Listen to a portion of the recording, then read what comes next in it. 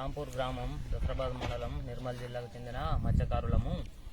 మాకు గతంలో నుండి మేము గోదావరి ఒడ్డునే నివసిస్తున్నాం కావున మాకు గోదావరి నదే మా జీవనాధారము. గోదావరి నదిలోని చింతమడుగు మా రాంపూరు బూత్కూరు గ్రామ పంచాయతీ పరిధిలో ఉన్నది కాబట్టి గతంలో నుండి కూడా మా పూర్వీకుల నుండి మేము దాంట్లోనే చేపల వేట చేసుకుంటూ బతుకుతున్నాము.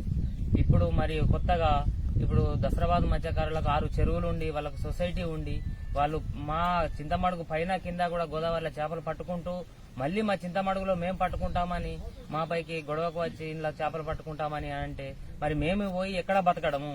మాకు ఎటువంటి జీవనాధారం లేదు. ఓన్లీ ఒక గోదావరి చింతమడుగు తప్ప మాకు ఎటువంటి జీవనాధారం లేదు. చెరువులు కుంటలు ఏమీ లేవు. కావున అందరూ అధికారులు, మత్స్యకారులు, అధికారులు, నాయకులు దీనిపై స్పందించి మాకు న్యాయం చేయాలని, మాకు పాత పద్ధతిలోనే మాకు లైసెన్సులు మంజూరు చేసి మా పరిధి లిమిట్ లైసెన్సుల మీద రాసి ఇస్తే బాగుంటది. ఎందుకంటే ఇటువంటి గొడవలు మళ్ళీ మళ్ళీ కావు.